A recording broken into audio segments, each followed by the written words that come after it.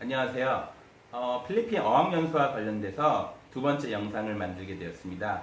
지난번 첫 번째 영상은 필리핀 어학연수의 어떤 전반적인 이야기였다면 제가 오늘은 그때 다 하지 못했던 어학연수에서 조심해야 될 점, 이 부분에서 몇 가지 설명을 드리고자 합니다.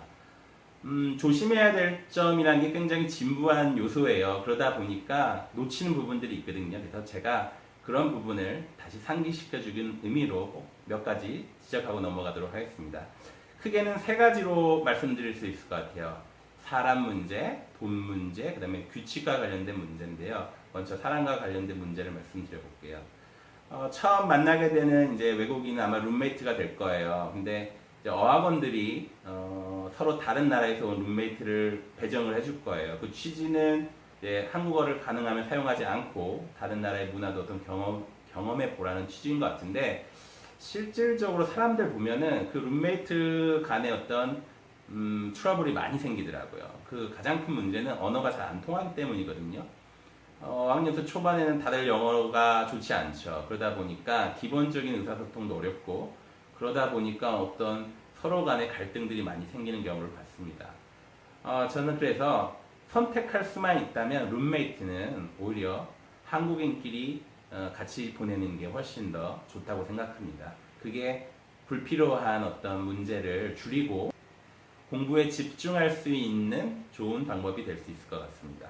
한국에서 오신 분들은 어떤 자기 소지품 관리에 있어서 좀 러프한 부분이 있는 것 같아요. 한국이 좀 안전한 나라다 보니까 그런 것 같은데, 소지품 관리를 의외로 잘 하셔야 돼요. 다른 나라 룸메이트들이 있기 때문에 꼭 도난 사고가 발생하더라고요. 여러 번 목격했습니다. 그래서 소지품 관리를 좀 더 신경을 쓰셔야 되고, 제가 한 가지 팁을 드리자면, 그 기숙사 안에 개인 사물함이 있는 경우가 많이 있지만, 전 그거보다는 한국에서 오실 때 캐리어를 가져오시잖아요. 그 캐리어에 개인 자물쇠 하나 가져오셔서 중요한 물건은 자기 캐리어에 넣고 가져온 자물쇠로 잠궈서 보관하시는 것을 제가 추천드립니다. 캐리어를 통째로 훔쳐가긴 힘들어요. 뭐 복도마다 다 CCTV가 있기 때문에 그 점은 안심하셔도 될 것 같습니다. 한 가지 더 말씀드리자면, 이제 문화적 차이에서 오는 부분인데, 특히 대만 쪽에서 오신 여성분들 중에 의외로 레즈비언 분들이 좀 많이 있어요. 보통 쇼커트를 하고 계신 분들이 그런 경향이 있으신데, 제가 뭐 다른 얘기를 드리려고 하는 건 아니고 말조심을 좀 하셔야 된다는 거예요. 어떤 대화를 하다 보면, 그룹 수업이나 이런 대화를 하다 보면 뭐 주제에 따라서 뭐 레즈비언, 게이에 대한 얘기가 나올 수 있는데, 우리나라 사람들이 약간 보수적인 부분이 있다 보니까 그런 대화에서 좀 안 좋은 표현을 하는 경우가 있어요. 근데 그런 부분들이 잘못 전달돼서 서로 오해가 생기는 경우를 몇 번 본 것 같아요. 그래서 그런 부분들을 조심하시면 될 것 같습니다. 그리고 또 해외 나오면 그런 거 있잖아요. 한국인이 없다 보니까 한국말로 남의 흉을 보는 경우가 많이 있어요. 그런데 필리핀의 한류가 굉장히 강해요. 그래서 한국말을 아는 필리핀 사람도 많고, 중국인, 대만인, 뭐 베트남 사람들 한국말을 좀 하는 경우가 많아요. 그래서 한국인이 아니더라도 주변에 있을 때 한국말로 험담을 하는 부분 꼭 삼가셔야 돼요. 제가 꼭 몇 번 봤습니다. 그런 문제가 발생되는 거를. 그래서 그런 부분도 조심하시면 될 것 같습니다.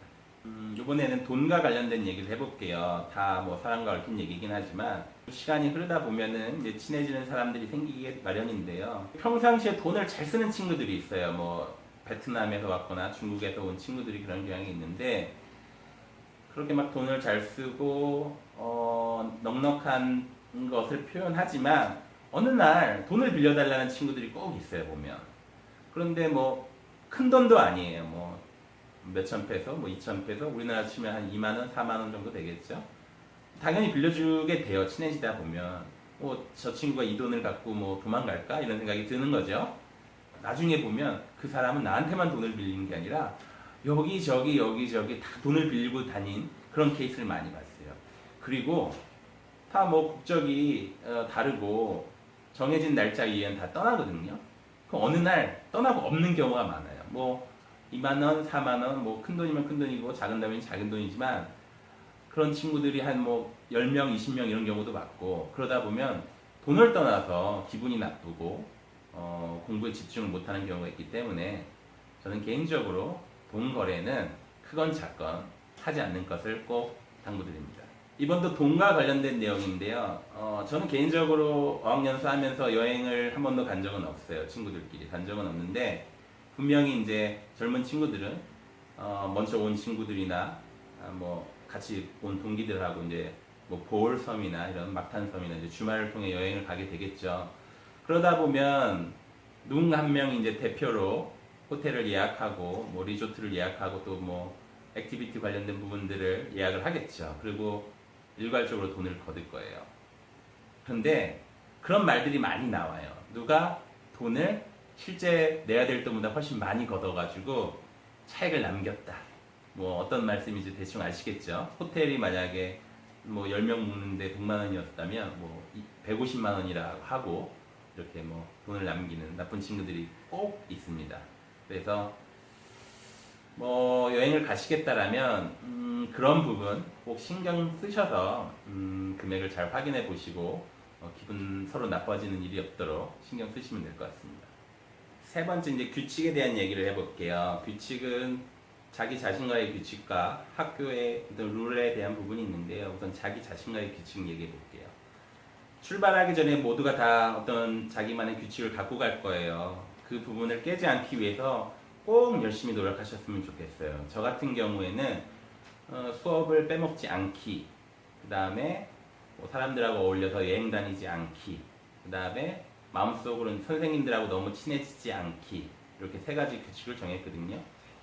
사람들하고 특히 이제 가다 보면 한국 사람이나 뭐 외국 사람이랑 이렇게 동기들하고 너무 친해지다 보면은 휩쓸려 다니는 경우가 많아요. 우리가 놀러 간 건 아니잖아요. 공부하러 갔기 때문에 적당한 선을 유지하는 게 좋을 것 같아요. 너무 어울려 다니다 보면 누가 가자는데 어제 안 가기도 좀 미안해지는 그런 상황을 만들지 않는 것이 좋을 것 같고요.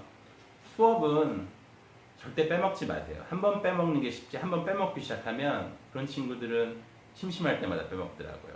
그래서 절대 수업은 전체 꼭 듣는 거를 제가 추천을 드리고, 그 다음에 선생님하고 너무 친해지지 않기는 선생님하고 너무 친해지다 보면은 이 영어를 배우는 거에 포커스를 두는 게 아니라 이야기에 포커스를 두게 돼요. 이게 무슨 말이냐면은 영어를 틀리지 않게 말하려는 어떤 노력을 하는 게 아니라 그냥 그 서로 주고받는 대화에 포커스를 맞추다 보니까 문법에 틀리게 그냥 말만 통하면 된다는 식으로 대화를 하는 경우가 많이 발생돼요. 그래서 저는 선생님하고도 약간의 거리를 두는 것을 꼭 말씀드리고, 또 3개월 있다 보면 친해질 수밖에 없는 경우도 있어요. 그래서 한 뭐 2개월쯤 됐을 때 매니저들에게 부탁해서 선생님을 한 번씩 바꾸는 것도 나쁘지 않은 것 같아요. 선생님들이랑 너무 친해지면 선생님이 가르칠 때 좀 성의가 없어지는 부분을 제가 느껴요. 그래서 선생님 한 번 바꾸면 또 새로운 선생님을 또 열의 있게 가르쳐주는 부분이 있기 때문에 그런 부분 참고하시면 될 것 같습니다. 이번에는 학교 룰과 관련된 얘기를 해볼게요.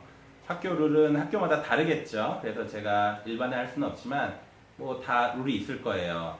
당연히 교내 음주는 안 될 거고, 또 야간 어떤 통행 금지 시간이 있을 거예요.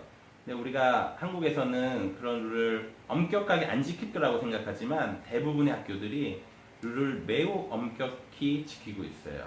만약에 교내에서 음주가 태학이다 하면 반드시 태학을 당합니다. 제가 여러 학생들이 음주 문제로 단 한 번의 실수로 퇴학되는 경우를 여러 번 봤거든요. 그래서 그런 부분들을 잊지 말고 학교 룰은 최대한 정확하게 지키기 위해서 노력하셔야 된다는 부분을 꼭 말씀드리고 싶어요. 자, 제가 하고 싶었던 얘기들은 다 드린 것 같아요. 근데 제가 하나 빼먹은 게 있어서 아주 간략하게 말씀드릴게요. 그 기숙사 생활하다 보면 방 청소를 이렇게 해주신 분들이 있을 거예요.